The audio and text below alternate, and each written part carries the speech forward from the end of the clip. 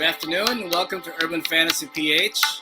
Now, while urban fantasy is a subgenre in books, I chose that to be the name of our podcast today because we live in an urban society. And as writers, artists, and creative people, we give readers and consumers wish fulfillment by way of our stories, which is in a way fantasy, but reflective of reality. And lastly, PH, because hey, this is where we live and this is where we create. My name is CJ Edmonds and welcome to Urban Fantasy PH. This is episode number 6. Our guest for today is someone who wears a lot of hats, something that a lot of creatives and people who freelance do more often than not these days. Let's start with number 1. He is a musician, as he is the songwriter for the bands Narda and Us 2 Evil Zero.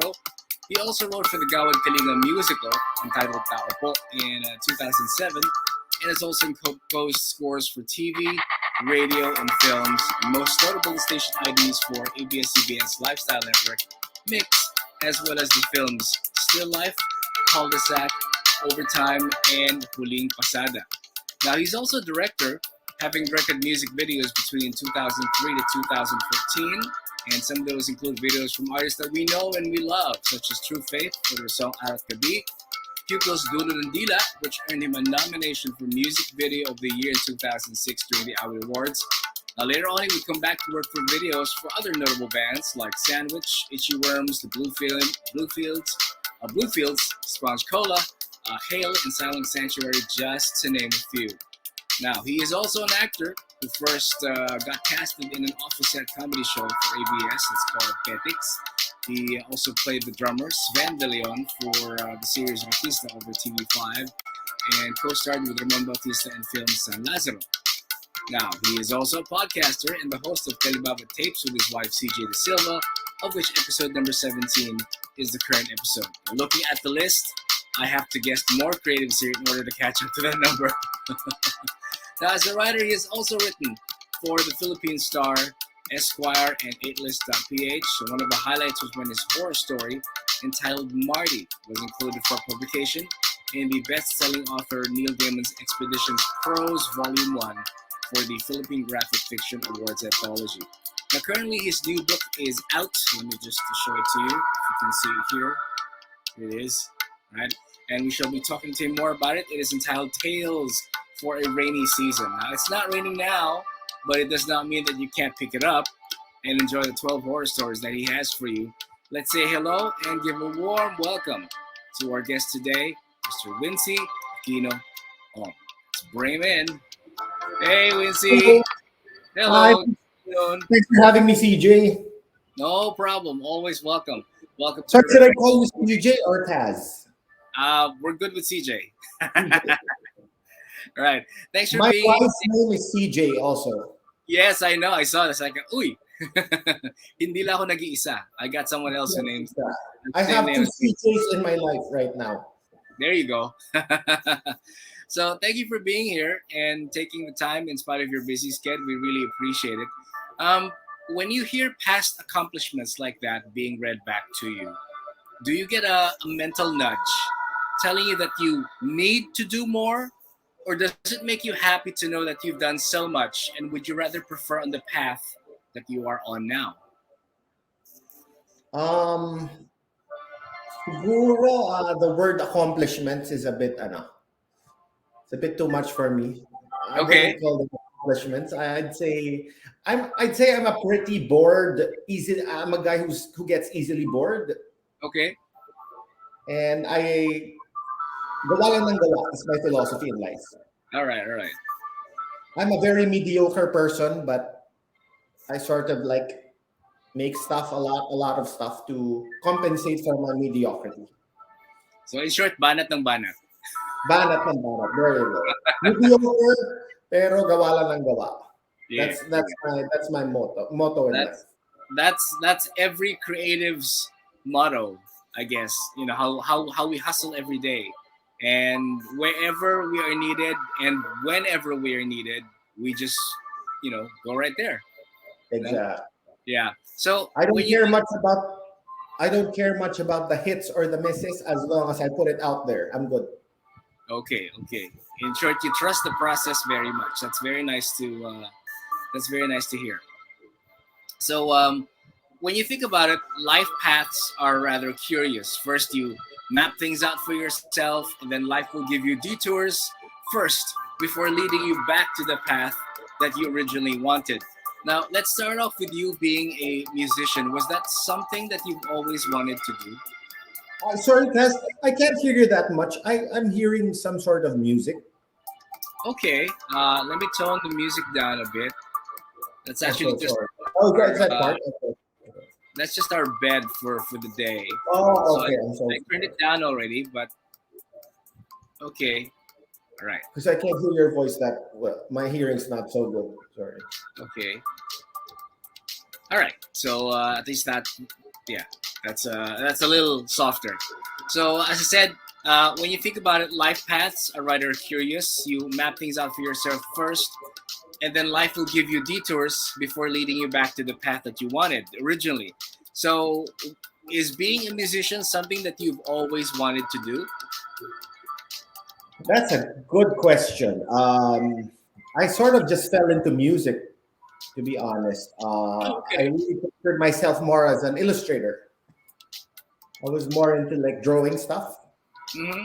But I grew up in the 90s, and uh, during my college years, there was a boom in the band scene. Yeah. So in the 90s, of course, there was the Eraserheads. Ah, of course. Yeah, There you so are. Yes, that the was the 90s dream. scene.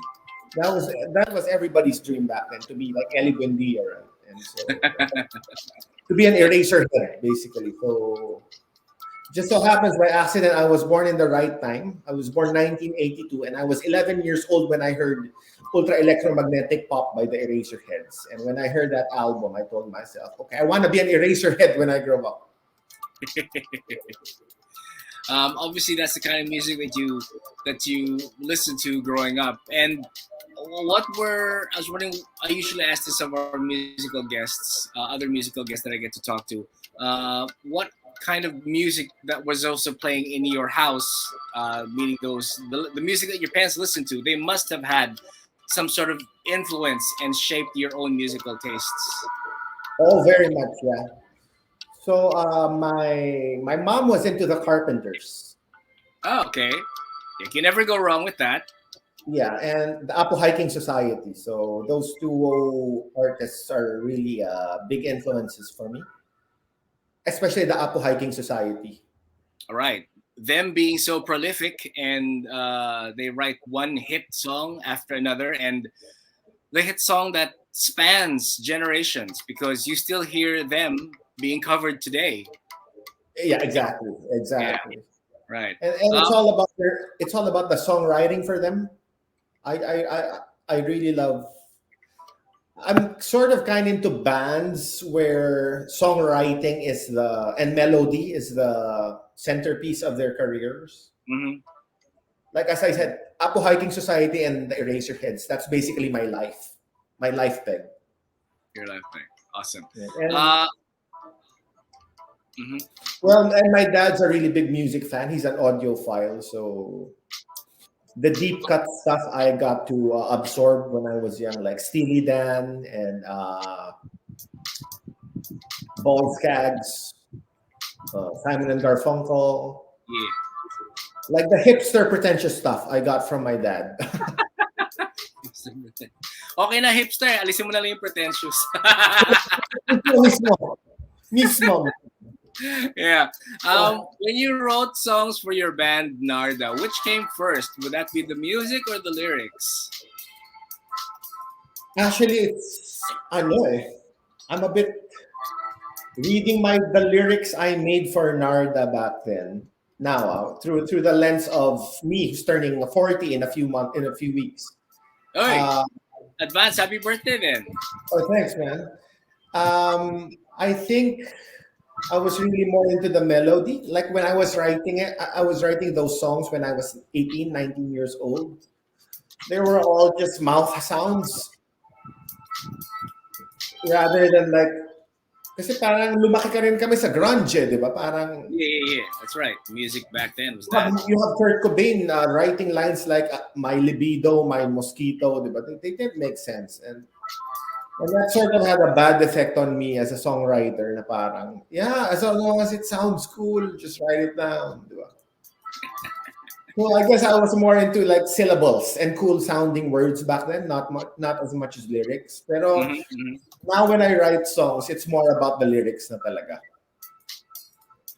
I try nowadays when I write songs to write a theme first or a title, or at least find a phrase or a catchy phrase for the chorus. Right. And set it to melody rather than before I'm gonna come up with a bass line first or a guitar line, and then what sort of cool sounding words can I put into the mix here? Right. I mean, to each his own. Some composers or some writers would prefer that they have the melody first and then problemahin ko na lang yung lyrics after, but I need the melody first. So it really is, I guess, how you as a creative person is oriented growing up. Yeah. And because you wrote songs, do you think that it sort of prepared you later to become a writer in terms of laying the groundwork for your own work process? Actually, the strange thing is, parang mas nauna pa yata akong writer than a musician talaga. Oh, okay. Yep. So, as in, ever since I could remember, I was always part of the school newsletter club, the literary magazine. I submitted short stories to magazines and stuff ever since I was young. I always had a book with me. I was always in the library. So I know the feeling. And sometimes, and this is something I never got into when I was young, but I always like the feeling of having a book in my hand, whether I will read it or not. The mere fact that I have a book in my hand, it's like I was like Linus with a security blanket. parang nakahubad ako kung walang libro. Exactly. These days, it's a book and a pen. Pag walang pen, feeling ko, it's like I lost one pair of shoe or whatever. Nakapaa lang ako when I walk. Sira na yung araw ko. Kung yung ballpen ko, nakalimutan ko. Sira na araw ko. True. I don't know how many people watching us now can relate to that. But if you do, hey, let us know in the comments below. And every creative person will have different work ethics, different work processes, and they're no different to being, let's say, a director as well. From songwriting to directing, did that jump surprise you creatively? And I was wondering, what did you learn as a director for music videos for artists like True Faith and Sponge Cola that you applied later on to your writing career? Oh, amazing question. Actually, the great thing about directing music videos is visual ka agad eh. Yeah. Kasi I'm not writing anything here. The lyrics have been written, di ba? The melody has been written by the artist. I'm not gonna need to cast anyone masyado kasi yung banda nandun eh, di ba? It's the band. Yeah. I don't even have to direct them that much kasi they know how to move, di ba? They know how to move their limbs with their guitars, di ba? And their drums. That's right. Practice on stage. They have gigs live, so they just translate that into a video in a way. Exactly. And if you have a good front man, di ba? Galing gumalaw niyan. Magaling. He knows his angle on the camera, di ba? Right. Like you get Raymond Marasigan or Medwin Marfil, di ba? They know how to pose for the camera. So yeah.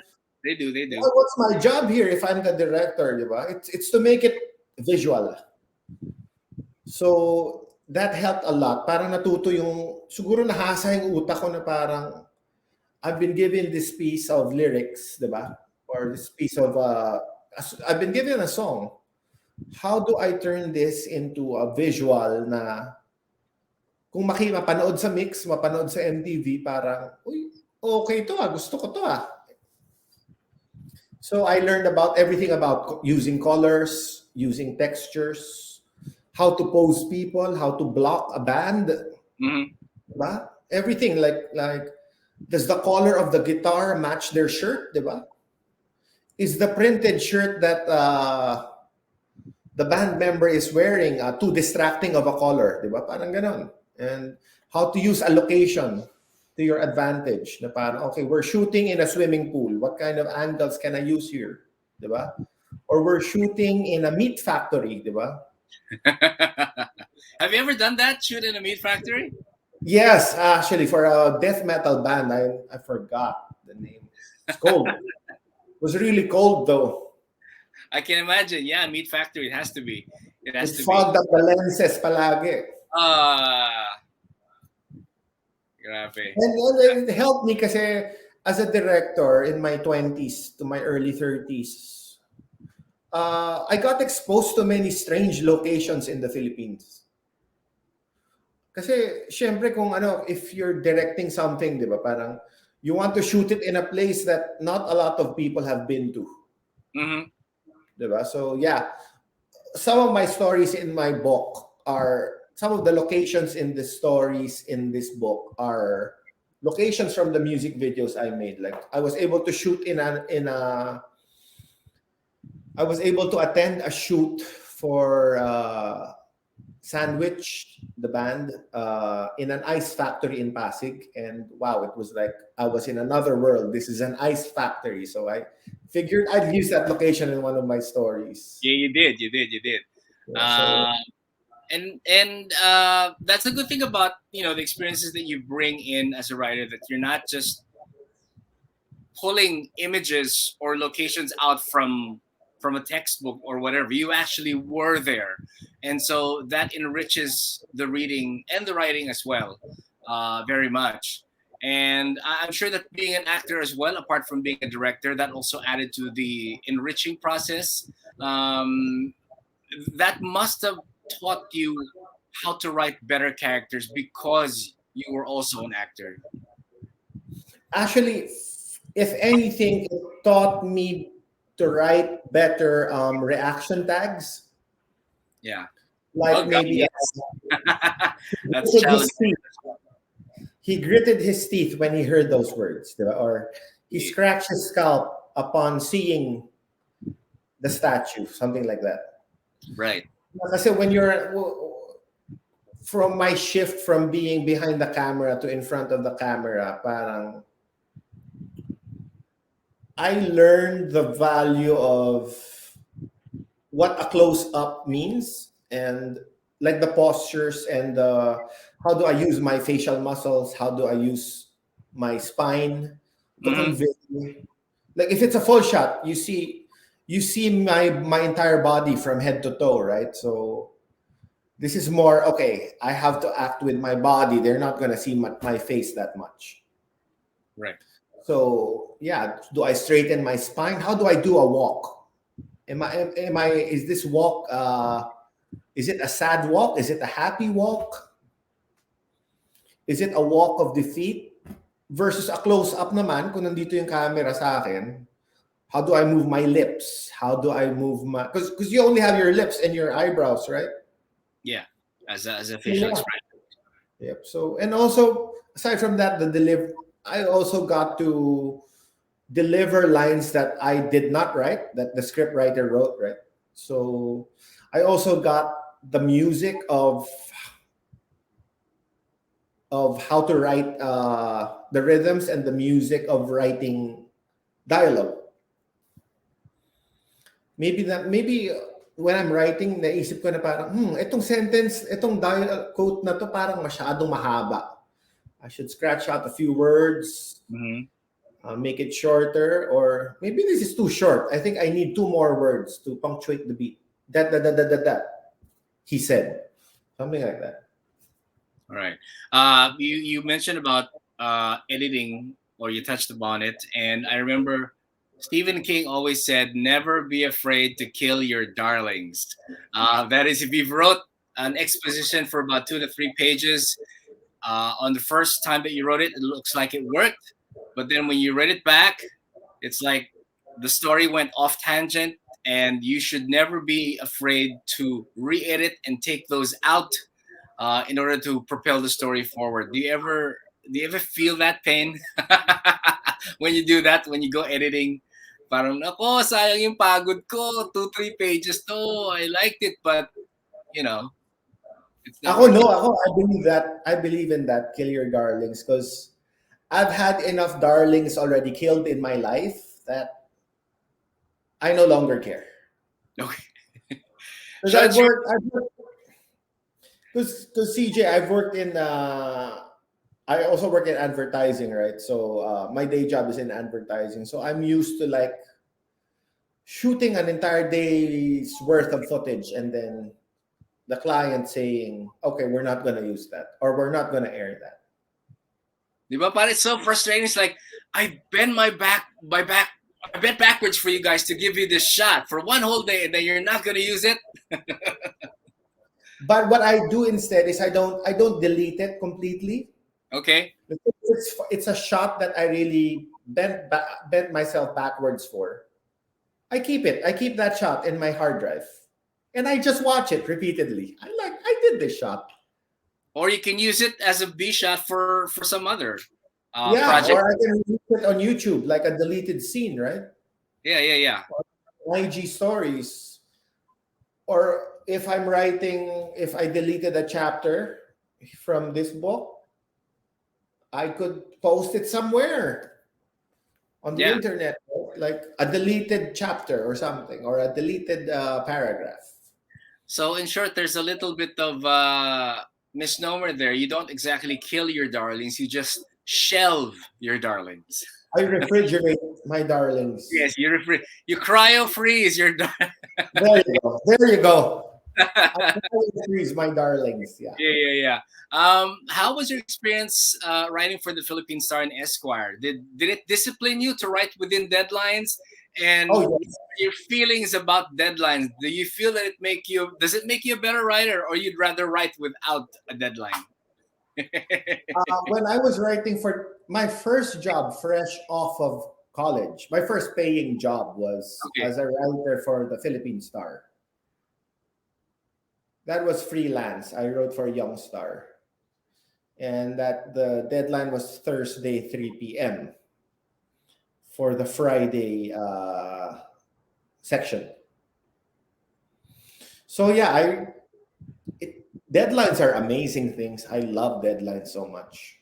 Like whenever I get a project, I ask them, "When's the deadline?" It's not even about what am I gonna do. It's about I'm time based. I'm a time based person, so I ask, "When is the deadline?" Okay, now what is it that I'm supposed to do? Okay. But yeah, writing for the Philippine Star and Esquire with editors who would call you like, "We need the article now because we need to lay it out," etc., etc. It taught me a lot. Number one, not to fall in love with your work too much. Okay.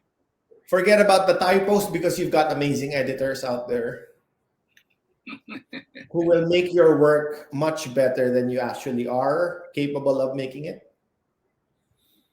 And at the same time, that feeling your work doesn't have to be perfect. Okay. Published is better than perfect. I will keep that in mind. I like that. Published is better than perfect. Yeah, yeah, yeah. So You if know, in case you who kills your darlings, but let's say some other person who reads it and goes through it and says that I need to chop this section off, or they don't even tell you that they're gonna do that much chopping. They just chop it off and it goes to press. And then when you read it yourself, it's like, oh, ano nangyari sa paragraph na sinulat ko? I feel that paragraph 1 and 2 had to be there in order to, because it gels well. And now from paragraph 1, it just jumps to paragraph 4. Ano nangyari sa 2 and 3? oh man, when I was in my 20s, I used to cry over that all day long, all year long, even. And then I just realized through the years, well, it's part of that. It's part of the job. It's part and parcel of the writer's job. Mm-hmm. You'll get edited out, di ba? Parang in movies nga, di ba, they have the so-called director's cut. Yeah, that's right. That's right. Uso na yun, the Snyder cut, di ba? They call it the Snyder cut. Diba? Oh wait, did you get to see the Snyder Cut? Did you enjoy it? No, I haven't seen it, but I've read a lot of articles about it. You have to reserve one afternoon for it. Yeah. I had to, but yeah, it was great. The Snyder Cut is awesome. How we wish lang that a version of the Snyder Cut is what we got in the cinemas instead of the Whedon cut, so that at least there was some sort of cohesiveness in the whole narrative. And it's not even a That's what's fun about CJ. That's what's fun about the internet now and how we consume media. Parang producers, creators sell it to you twice, thrice, diba? yeah, They sell a book to you, a song or a movie twice or thrice, diba? You get remastered editions of the Eraserheads or the Beatles every 2 years, diba? you're right. You get a Snyder cut, a Whedon cut, diba? A new version of Scott Pilgrim every 3 years, diba? Parang Yeah, that's right. A Middle Earth cut of Fellowship of the Ring, there you go. There you go. And with you all go to other elvish and dwarvish anecdotes from. yes. Once you go to YouTube, you watch the Ghostbusters. These are all the deleted scenes from the 1984 cut, di ba? Tapos, ano natin eh, we're archaeologists na yung mga tao eh, di ba? Parang Yeah, a yeah, little yeah. bit of this scrap, di ba? I'll get this, and then we just connect the pieces in our head. The edited ones, the unedited ones, the new edits. So it's Exactly. a fun time to create talaga. Kasi whatever ends up on the cutting room floor, one day will be seen Yeah, by future readers or watchers. right. It still can be used and still can be consumed. In short, walang tapon, walang sayang. Exactly, mismo. And go to Spotify nga. I looked at Apo Hiking Society, let's say. Holy shit! Meron silang album na ganito nun? Or may kanta silang ganito? I did not know that. Parang, it's all about backtracking now eh. Back cataloging eh, di ba? Parang, Yeah, yeah, yeah. You have to have that too. you go to Spotify, parang, hey, I didn't know this artist had an album na ganito.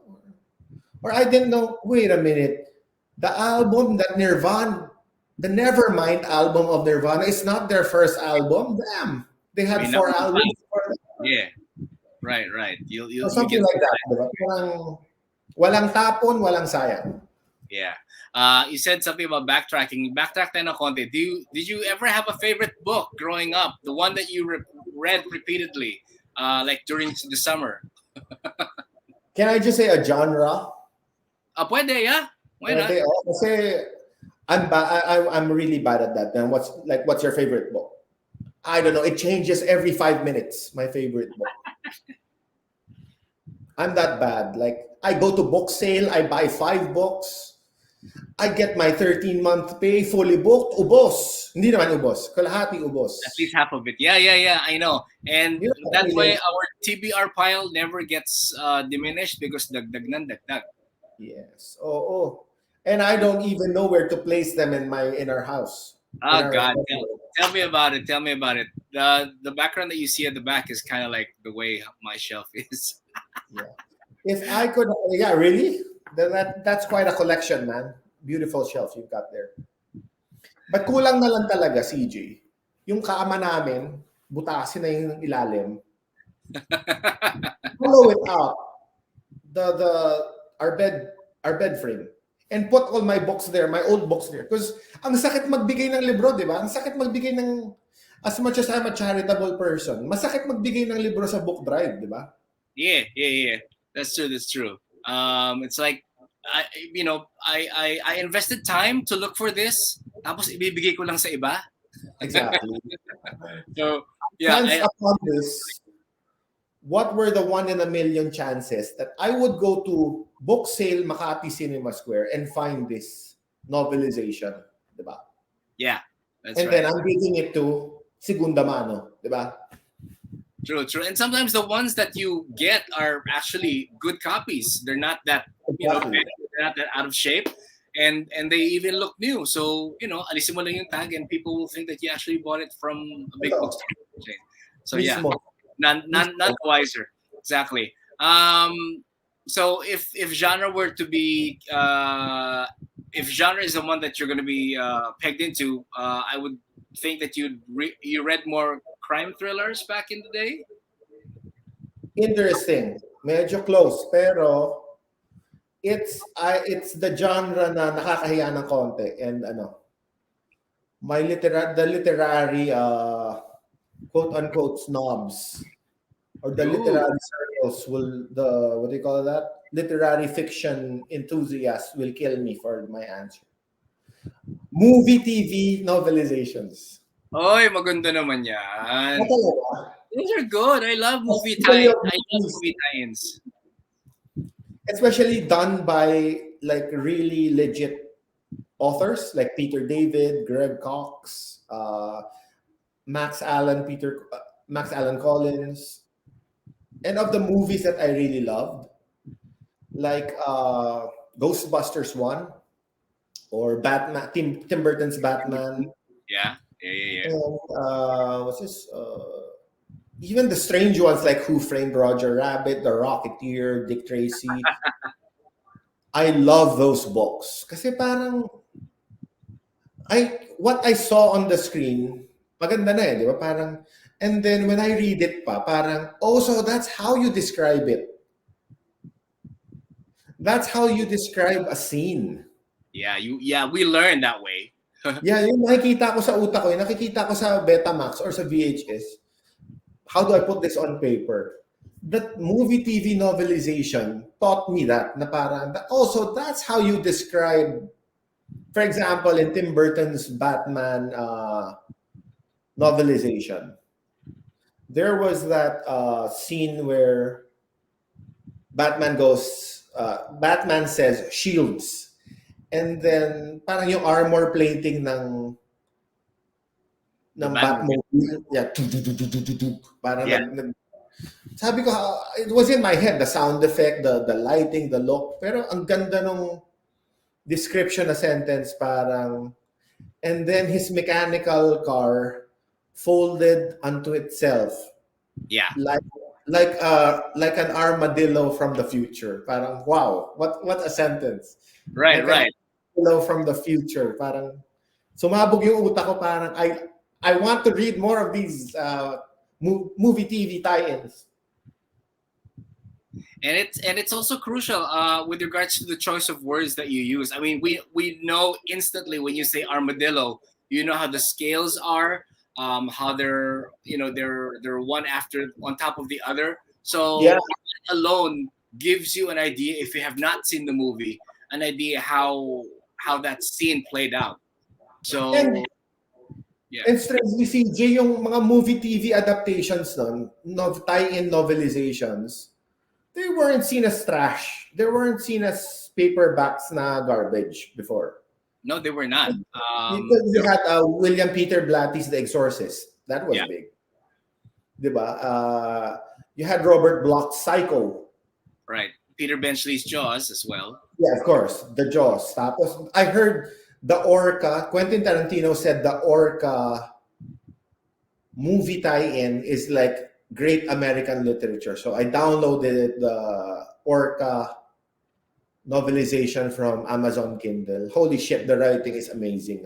So, iba snobbish na kasi ngayon di ba? Parang... Yeah. Now it is. But if you're not reading Murakami or Gabriel Garcia Marquez. Yeah. It's like, Exactly. I hear that a lot of times. Like, oh, who's your favorite author? Dan Brown. And then one would say, hey, Dan Brown, you can do better than that. Why are you reading Dan Brown? What's wrong with Dan Brown? Exactly. Big Dan Brown fan. Yeah. I can't wait to see what he does next, actually. Did you like his latest one, Origin? Not so much. My favorite is what's the one set in Florence? The one with the bad movie. Gosh.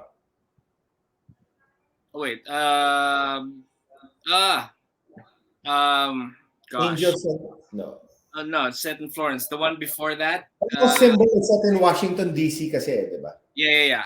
That's the Lost, latest one. not Lost Symbol. Yeah, the one with The I virus.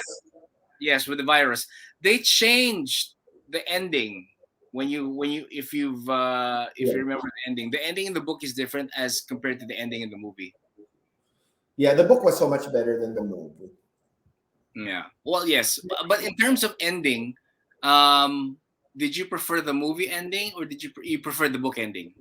I prefer the book ending. You prefer the book ending. The Okay. Gates of Hell. Diba? The Gates of Hell, the Philippines. Yes, yes. Inferno. There you go. There you go. Yeah, There you go. Thank you. based on Dante. Yeah. Um, I one thing I liked about growing up reading movie tie-in books is because if I have not seen the movie, they will insert black and white pictures of scenes from the book. So Mismo. Mismo yun. that helped. So that's why I collected, and I have to look at where I actually placed it. The first three books of the Omen series, I had to find those because of that. I didn't get to watch Omen 1 and 2. I got to see 3, so I had to backtrack. And then that was like, there was no DVDs yet. There's no no online videos. So books were the one thing that kept me informed as to who Lee Remick was and how she looked like, and um, how other characters looked like, and how the priest died by being impaled, for a mistake in the church. Yes. So and I had an idea. Oh, so that's how it looks like in the movie. But because I didn't get to see the movie, at least I had the book. Did having favorite genres for you help creatively writing your new book?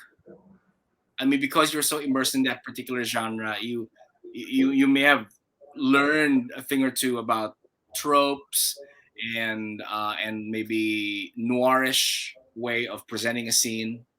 Yes, actually, I love, yung maganda nga sabi ko nga sa ano kanina sa movie tie-in books kasi natuturuan kang magsulat ng ano atmosphere ka agad eh, di ba? Yeah.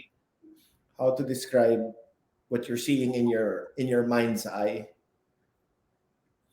So, yeah, ako sorry, what was the question again?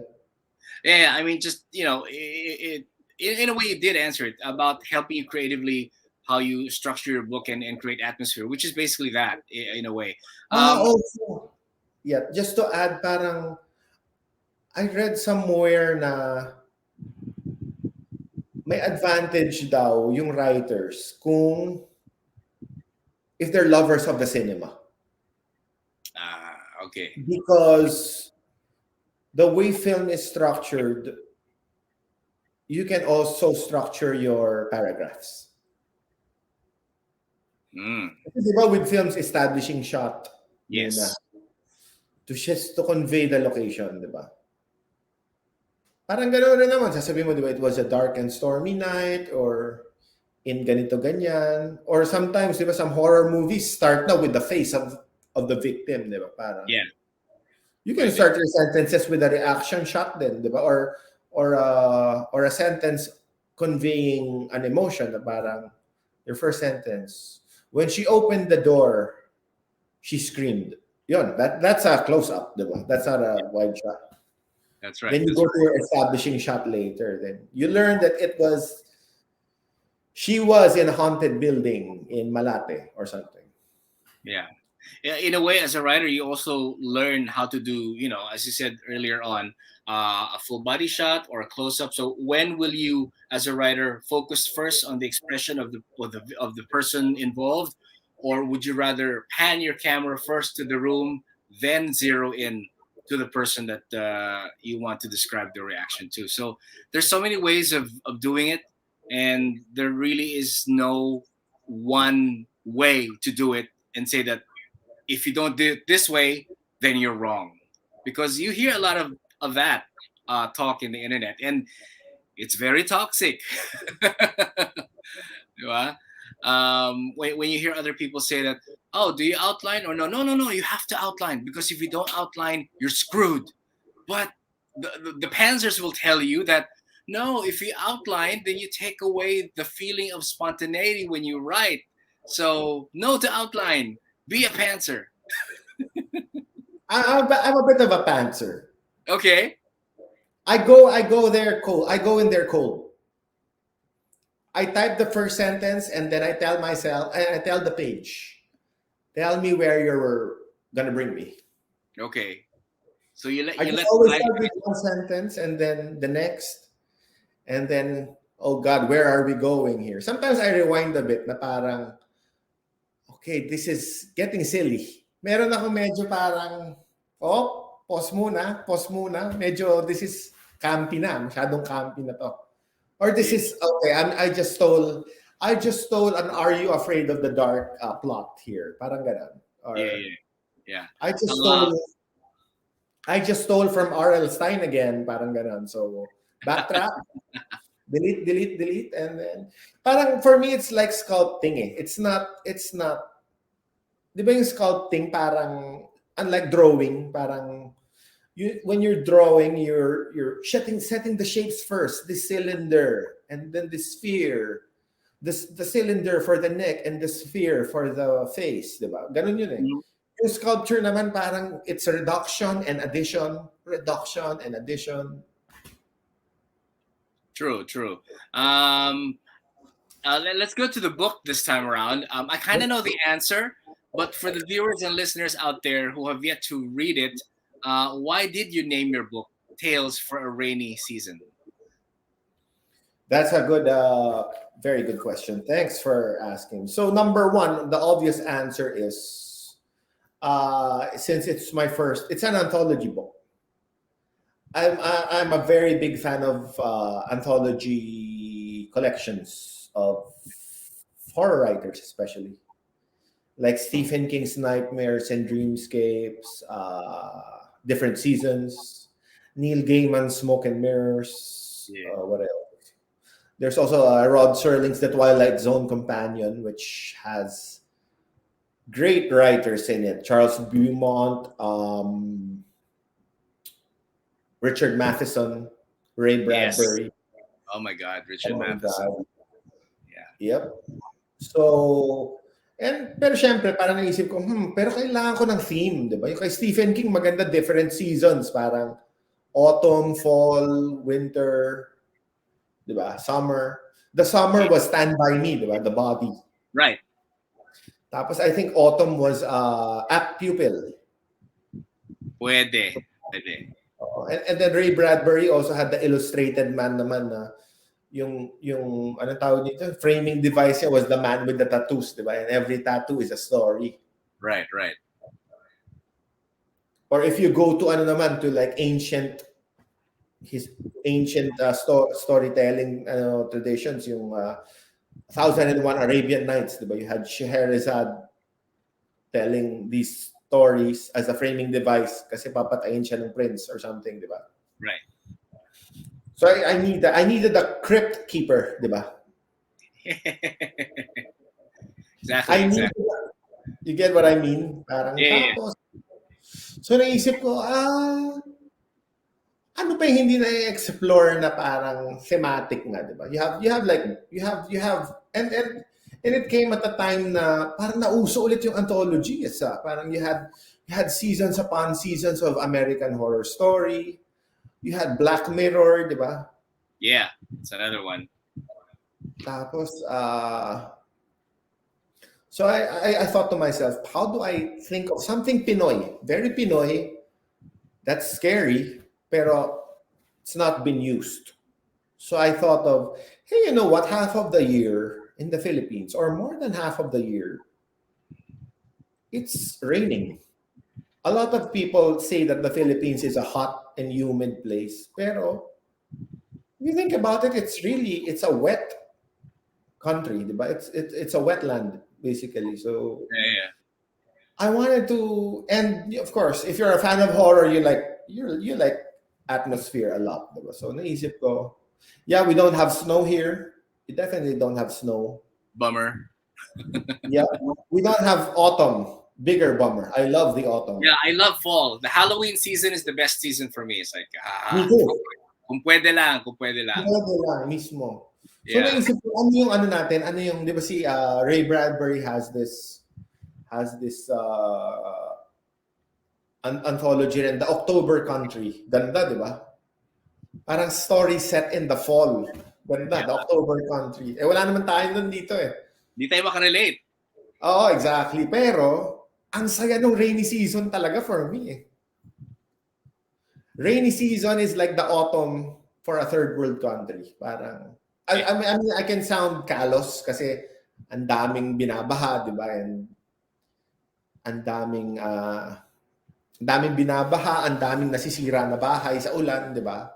Right, I Daming know. nakakasakit. Pero at the same time, pucha, ang sarap pala magbasa ng libro habang umuulan. Yeah. So yeah, so I was thinking, I mean, if you're a reader and you're a pluviophile at the same time, the rainy season is the best season. exactly. I know that, I actually know that word, pluviophile. There you go. Pwede nga title nito. I was thinking dati, Tales for Pluviophiles. Pero naisip ko, doesn't have a good ring to it. So keep it simple. Tales for a rainy season, which is better. Which is better. I have to agree. Was it hard to narrow down the stories of the anthology to just 12, or as I asked you earlier on, are there any other stories that have yet to see the light of day? No, I actually it was originally 11 lang. Tapos, Okay. I released it 2020 actually, last year on Amazon Kindle. It was 11 stories lang. Tapos naisip, lots of readers told me, if you're gonna put it out as a physical book, will it have another story? Kasi binili na namin yung Amazon Kindle eh. Yeah. We're gonna buy it again. Sabi ko, sige, magdadagdag ako ng isa pa. So that eventually became, and then came The Trumpeter. Okay. Yeah, from 11 to 12. Hindi, actually, I really wanted it to be 12. 12. Like, I've done albums before. Naisip ko the magic number talaga is 12 or 11 eh. Anything longer than that, parang it's like the White Album na ng Beatles or Fruitcake ng Eraserheads. It's a bit confusing na for the brain, di ba? You can only receive that much input. Yes. Kumbaga parang 80s kid ako, side A, side B pa rin mag-isip. Alam mo yun? Yes. Exactly. Side A, side 12, B. 12. And then, yun na, sabi mo kanina parang all the other pursuits in my life, has it influenced my work positively? Yung parang, it's 12 stories, di ba? An album has 12 songs, tapos how do you sequence it? Your carrier single should be on number 4 or 5, di ba? Parang ganun. So, yes. It's pretty much a cassette tape. This is a cassette tape. 12 stories, 12 songs, you're good. Sa cassette tape, but yeah. Kasi ako, CJ, 16 songs na album, na ano na ako eh. Pagod na. Yeah, me too. Actually, for me, the magic number is pwede na nga 10 eh. 10 is good though. Weezer's Blue Album has 10 tracks lang. Yeah. The usual is 10. Was there any criteria in selecting how these came to be selected? Parang, kayo munang 12 because you're more like this, and maybe the next 12 will be on a similar vein and yet different. Was there like a criteria? Yeah. Again, parang album. Sorry about that. Again, parang album. Di ba parang, akala mo, yung mga gumagawa ng album, parang, hindi naman 11 songs yan eh. Gumawa sila ng mga 20 songs, tapos sinabi ng record label or ng producer, hindi, pangit yung iba. Itong lang, latak na yung iba.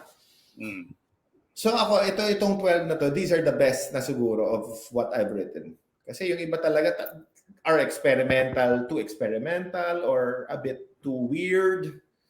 Or yung iba pilit talaga, yung hindi naman nakakatakot, yung pilit na lang. Right. Let me read out the titles, and if you don't mind playing along, can you give me a word that comes to mind when I read out the titles? Of course, the titles, they'll be a word or a phrase? Yeah. The first one is Beware This Dark-Eyed Observer. Janet Napoles. Tumpak. The Altar. Fantaseries of the 2000s. Okay. And then came The Trumpeter. Oh shit! Wait. Takot ako sa mga angels eh. It's an angel story. Yeah, Angels. by the angels. Okay, yeah. Diluvio. Shokoy. The ophthalmologist's case. Sige, I'm gonna think of something not obvious. Yeah, that will not spoil. But that's my next question. But sige, go. Sige. Rizal the Ripper. Okay. Phantasma Volume 3. Cassette. Okay. Sorry, not cassette. Sorry, CD. CD. All right. The Bountiful. Multi-level marketing. Appetite of a Deity. Self-cannibalism. The Whip. Aray. What do you call that? Penitensya. Sorry, sige. Black Nazarene. Angels in the Mud. Nardong Putik. Thumbs. Twiddle Twiddle. Alfred Hitchcock's The Birds. Oh, I love that film. With Tippi. Wait, was it Tippi? Tippi Hedren. Tippi Hedren, no? Yeah, Tippi Hedren. Tama. Fumes. People Power. All right. Without giving too much away, I can assume that you are a big Sherlock Holmes fan. That's why you have that story called Ophthalmologist Case. It's my favorite among the 12. It's also thank you. Yeah, it's also the obvious favorite of yours because that's the bookmark. Quick peek, ganyan lang. Tatakpan ko yung isa para walang spoiler. Can you tell us how the idea of having Sherlock Holmes and Watson interact with this person of history, whom I shall not name because I hate spoilers, which means you, dear viewers, will have to read the book in order to know who I'm referring to. But as I said, without giving too much away, what made you decide to include this character or hero in the story, and what was the inspiration to write it? Actually, it's not, rewind lang ng konti, CJ. The ophthalmologist's case is not my personal favorite. Okay. It's actually Fumes. Oh. But I needed a carrier single. So that's the para kailangan ko ng story with a hook na parang within like 30 seconds I can tell the publishers na parang, okay, I have a story like this. And then, okay, I think that's gonna sell. Parang ganun. But I thought of this story when I used to work for Ayala Corporation, and my temporary office was in the Ayala Museum's Filipinas Heritage Library. So I was surrounded by books on Philippine history, and I can rent it since I was a member of the. I had a library card, so saw a lot of Ambeth Ocampo books there. And I chanced upon this article na during this time, in the year 1897, I think, if memory serves, one of our national heroes, yun na lang, para walang spoilers then, one of our national heroes was in London at the same time the Jack the Ripper murders began. Okay. And he left London when it ended. So sabi ko, whoa, wow. So parang I wanted to see, sabihin na natin, sige, I'm giving another clue. I'm a fan of the Ilustrados. Parang the life of an Ilustrado. I wanted to, what if, ano yung tingin ng mga Ilustrado nun kung nandun sila sa Victorian London, tapos all these murders were going around the city. Yeah, they probably thought, buti na lang walang ganyan sa Pinas. True. Killer sa Pilipinas. We're better off. Yeah, oo. And yung maganda rin, parang naisip ko, so I was reading up on the lifestyles of ilustrados abroad. They frequented, kasi mayaman nga sila dito sa Pilipinas. They own haciendas, they own plantations, di ba? They probably own the company, a family-owned company. So they could afford their expenses abroad, di ba? An education abroad. Pero when nasa abroad sila, mahirap sila.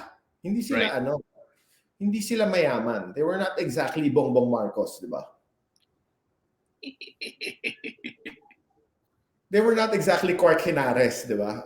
Or Bongbong Marcos when they were there. Meaning, they subsisted on like a meager allowance. Yes. In short, ordinaryong mamamayan ka lang doon. Mismo. Mayaman sila dito sa Cavite, sa Laguna, whatever. Pero pagdating doon sa Europe, mahirap sila. So, they frequented, yung mga entertainments nila, was going to the, prosties, mga billiards halls, mga yung mga pang mahirap doon. So, naisip ko, Jack the Ripper, prostitutes, then ilustrados. Parang, there you go. Tapos sabi ko, I needed to add one more equation to this para exciting. So sabi ko, why not Sherlock Holmes? Yeah. Tapos sabi ko, mahihirapan ba ako nito? Sabi ko, actually, mas madadalian ako kasi when you read Arthur Conan Doyle, may style na siya di ba? Parang, let's say the Beatles, di ba? You make a Beatles song, parang alam mo na yung formula eh. Yeah. I'm just doing karaoke version of Conan Doyle. Di ba? Parang, hey, this is just gonna be automatic. So, ang mahirap lang when writing it was like connecting all these timelines because I wanted it to be historically accurate as possible while not drowning in too much technical information. Yeah. Well, it worked for me, and anyone who gets a copy of the book hopefully will say that it worked for them as well. I was wondering, what is horror for you? Because sa akin, for me, it was the imagery. The imagery with this character in your story, Appetite of a Deity, was clipping her own fingernails onto a bowl and eating them. I swear. And according to her, she was savoring whatever protein it gave her. That made me recoil and put the book down for a second. Oh, wow. Thanks, man. Weird doon, nag-thank you ako. Natakot ka. I was talking to sidebar lang, I was talking to fellow horror writers like Yvette Tan, Dodo Dayaw, and Carl De Mesa. Hello, everyone. Hello, fellow horror writers. Yeah. Kung yung mga stand-up comedians daw, natutuwa sila kung tumatawa yung mga audience nila sa jokes. Kami parang kung binaba yung libro, parang, okay, this is scary.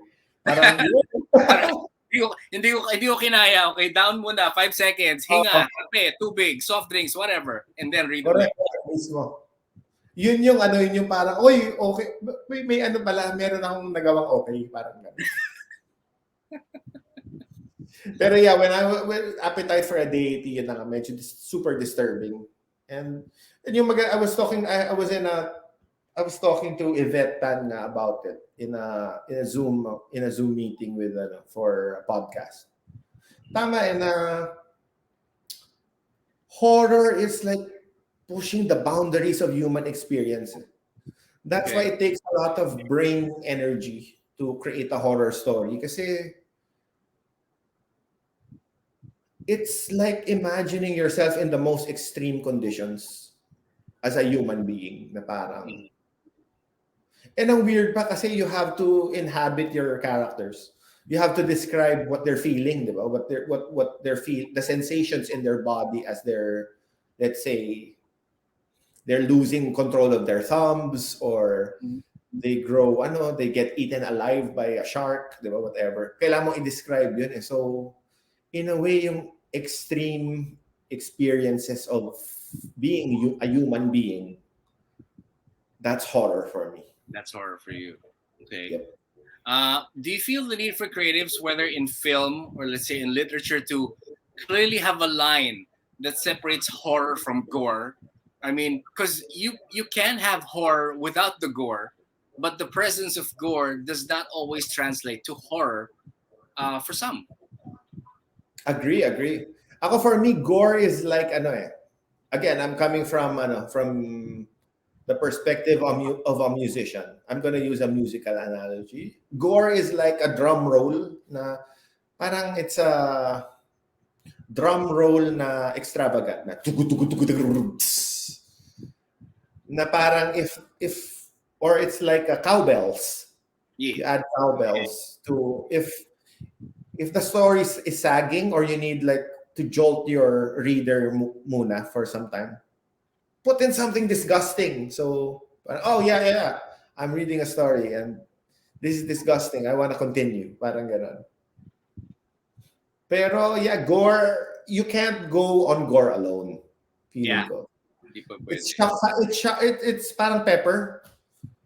It's the shock factor. It's the pepper or the salt that you put in the food. Pero it's not the meal. Yeah. It's only there to spice things up for me. And you have to use it sparingly. Just like pepper nga. Or a drum roll, a drum solo, di ba? Parang gore cannot sustain your whole story.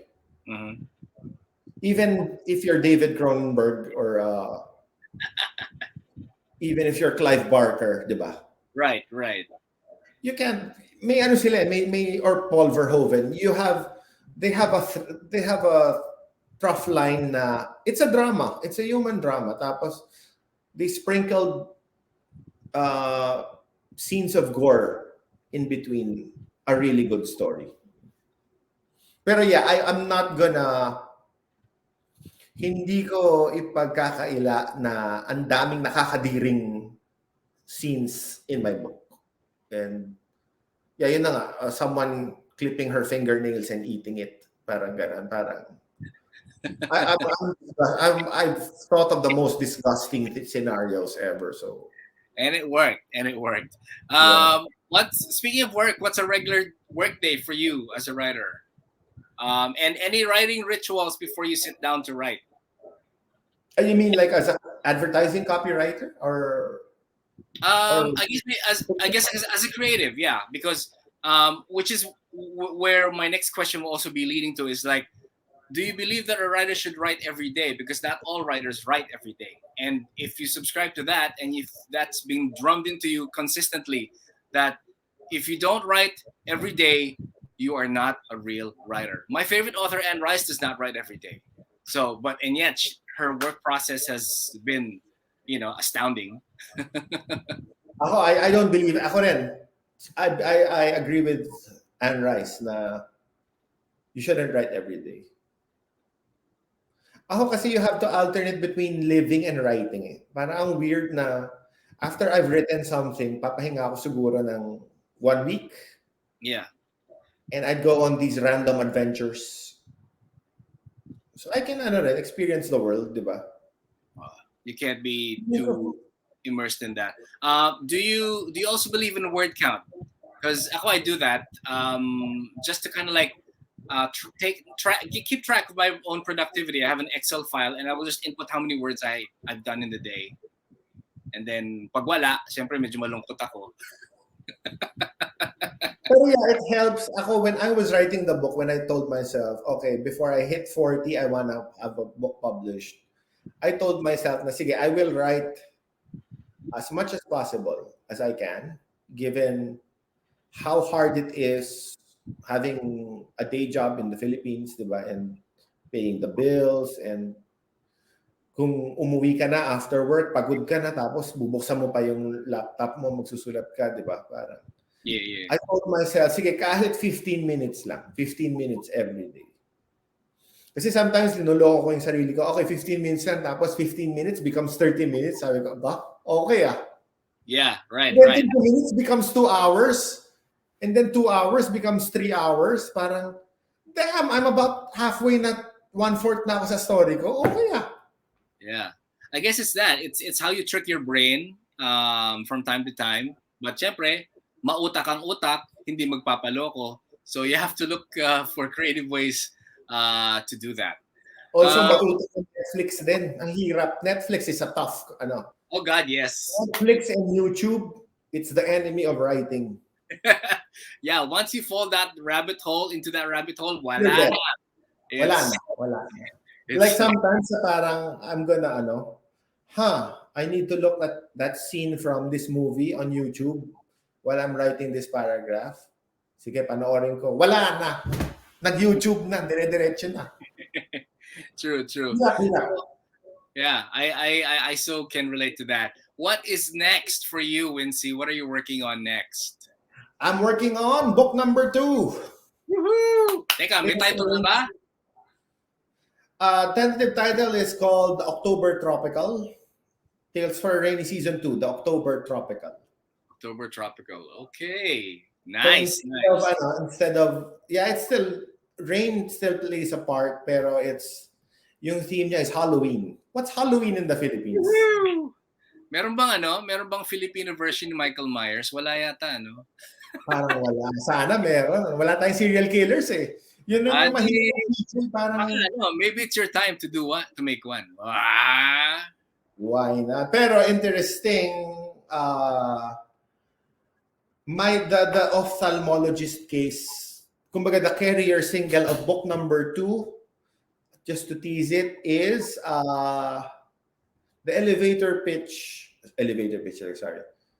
It concerns elevators actually. So Okay. guy goes inside the elevator of his condominium, and then it's raining, so nag-black out. So all is black in the elevator, inside the elevator shaft. Tapos when the lights come when the lights come in again, iba na yung itsura ng elevator. Okay. And then pagbukas niya, he's in a different building na. And that building, he learns, is the Atlanta Center in Green Hills on the day that Nida Blanca got murdered. Ayos. So that's the premise. So if for book 1 I was immersed in Jack the Ripper and Sherlock Holmes like history, I've been rabbit holing in Nida Blanca stuff. Okay. And it's super creepy. Consider me intrigued and consider my curiosity piqued. I cannot wait for book 2. But Coming soon. Yeah. For those who have not gotten a copy of the book yet, you know that you can do that. But we're actually also giving a free copy of your book, Tales for the Rainy Season, today. All you got to do is, of course, like our Facebook page, the one that you're looking at now, CJ Edmonds Writer, and also page for Tales for a Rainy Season. And you can just simply tell us why you want to have a copy of book. And easy as that. Comment on my page here, and we will pick the winner randomly by the end of the day. Now, for those who want to order and buy the book, they can do that as well. Where can they get it? Oh, sorry. Could you mention also that the winner will get a bookmark signed by CJ De Silva, the art. Yeah. Oh, yes, which is right here. What? Yeah, included in the book is the bookmark. Okay, yep. Which is the one I held up earlier on, and I had to cover this face because surprise. All you need to do is to know that it's a Sherlock Holmes story. So yeah. Depending on who your favorite Sherlock is irregardless, but you know that Holmes is there. Mine is Basil Rathbone and Benedict Cumberbatch. There you go. Yeah, you can never go wrong with those two. So yeah, agree. So they're gonna get the book and the bookmark. And again, they can get the book for themselves if they want to purchase or purchase for someone else. They can get it at Shopee, right? Yep. And you can also get it in this beautiful, beautiful building in Makati, the Atrium. Oh, yes. Out of Blade Runner. Yeah. And the Loki TV series. If you just want to hang out and see amazing architecture from the 80s. Visit the Atrium Makati in front across the Ayala Triangle Gardens. Mm-hmm. And on the second floor is Secret HQ. It's an There you indie bookstore with all the 13 titles, Tarantadong Calvo Comics, and Tales for a Rainy Season. Woo! I haven't also- been to that. I haven't been to that building in a long while, but now that you mention it, looks like I need to. Oh, it's an amazing bookstore. You should check it out. Beautiful bookstore. Wait. And What's the name of the bookstore again? It's called Secret HQ. Secret HQ. Okay, all right. I need to. Nakakahiya, no? Taga Makati ako pero hindi ako nakapunta. Okay, Oh, now. and also on Shopee, available on the Sanctum Press shop and the Comiket shop. Comic Ketchup. Yes. All right. Yep. So where can they learn more about you and your works in social media if they want to follow you and bug you and ask you writer questions and advice? You can visit me. Visit me. You can follow me on IG at Wincy Aquino Ong and Twitter at Wincy Aquino Ong, both the same handles. And Tales for a Rainy Season. That's at Tales for a Rainy Season on IG and Facebook. All right. Awesome. Thank you so much, Wincy. I know your hard work is Thanks obviously for having me. for this one, and we all cannot wait for book number 2. It's the holiday season. Whatever I wish for you and fellow writers, I do the same to you. I wish you creativity. I wish you success and unlimited powers of description and persuasion. Yeah. Amazing show. I had so much fun, CJ. Thank you for inviting me. It's an honor to be part of Urban Fantasy PH. Thank you. So much fun. We're actually over an hour, so it's like an hour and 11 minutes and counting if I don't shut up. So that's a wrap for today. Till the next episode. Thank you so much, Wincy, for joining us today. Until the next one, keep creating, keep reading, and stay safe, stay creative, and namaste. Thank you, everybody. And thank you, Wincy. Thanks.